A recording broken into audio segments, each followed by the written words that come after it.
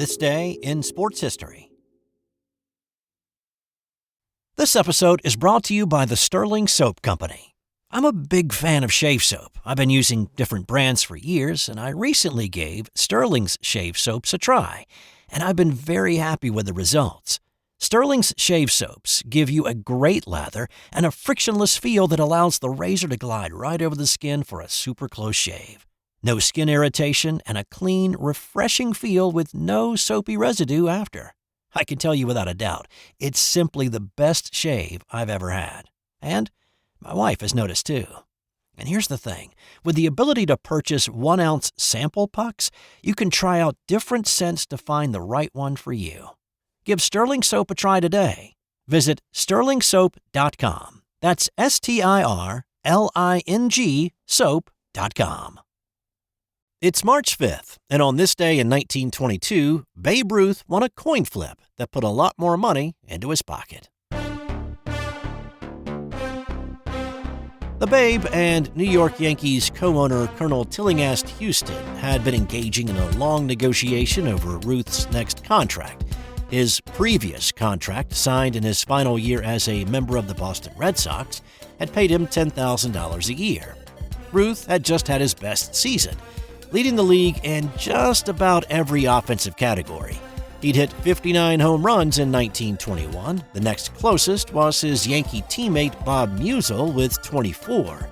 He led the league in RBI, runs scored, slugging percentage, and he had a WAR of 12.5. And if you're not familiar with the WAR stat, anything 8 or above is like exceptional Hall of Fame level.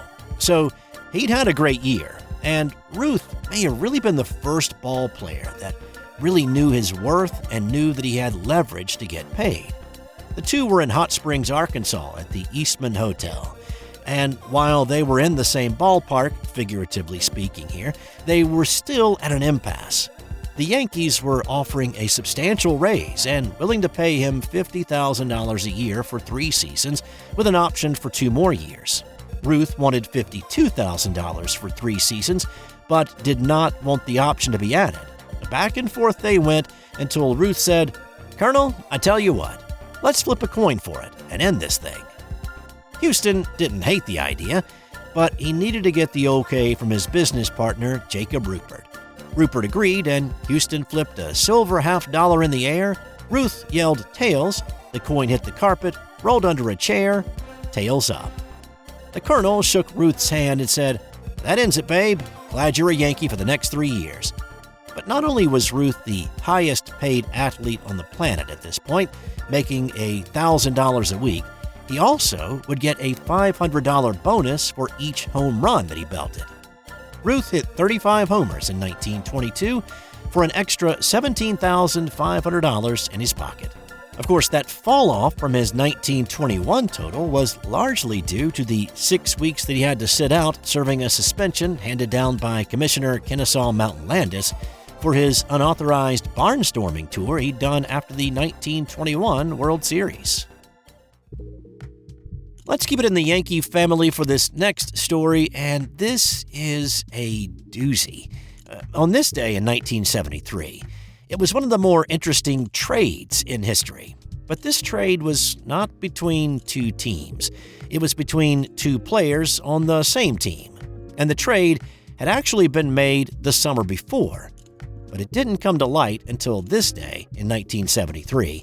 And it was so unusual that it made national headlines at the time.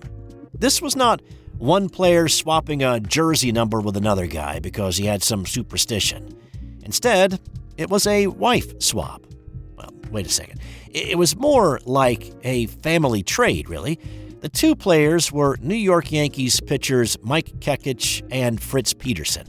The 2 guys, along with their wives, had been friends for about 3 years before this all came together. Everybody knew everybody and got along. Kekich was the first to bring up the subject at a party in July 1972. When he told Peterson that he loved Peterson's wife, Marilyn, more than his own. Kekich had already told his wife, Suzanne, the same thing. The 4 of them talked into the night long after most everybody else had gone home from this party. And all 4 agreed, and the men traded their wives, kids, and even their dogs, in essence, their entire lives. So, how did things turn out? Did the two guys go on a tear after the trade? Not so much. Peterson had actually been an all-star in 1970, winning 20 games, and had just won 17 in 1972.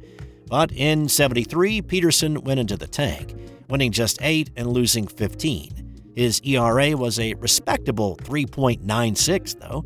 One telling stat is that in the previous 4 years, he'd led the American League for the least walks per game. In 73, he did not, and his number of walks per start jumped. Peterson was traded to Cleveland in 74. Kekich was used as both a starter and reliever. In 1973, he started just 4 games for the Yankees, going 1-1 before being traded also to Cleveland midway through the season. In life, the marriage between Kekich and his new wife Marilyn did not last very long. They were divorced after a few years, and Kekich retired to New Mexico. But for Fritz and his new wife Suzanne, they enjoyed their time together up until Fritz's death last April.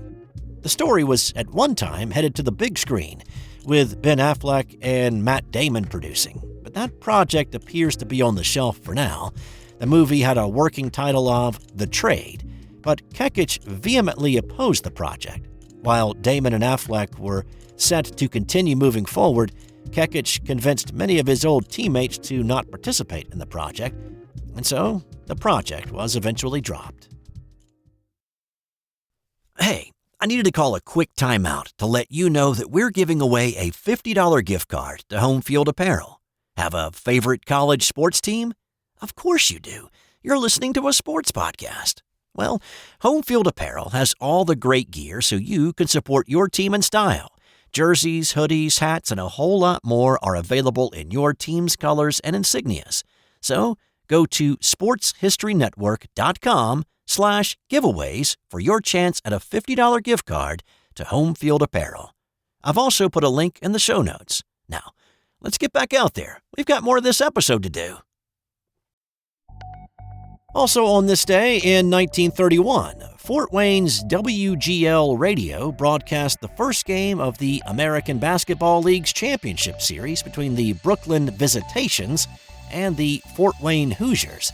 It was the first live radio broadcast of a basketball game, and it's kind of amazing that there was ever a second game on radio with how this game went.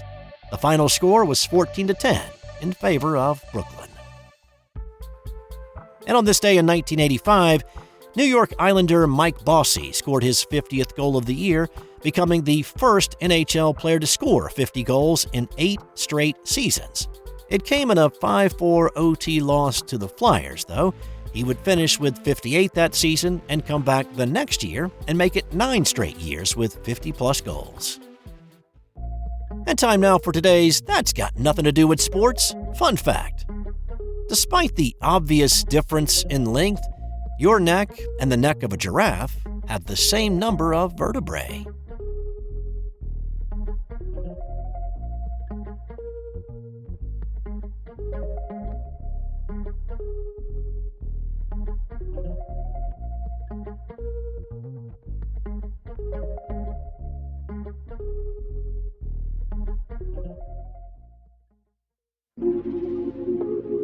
This has been an original Thrive Suite production.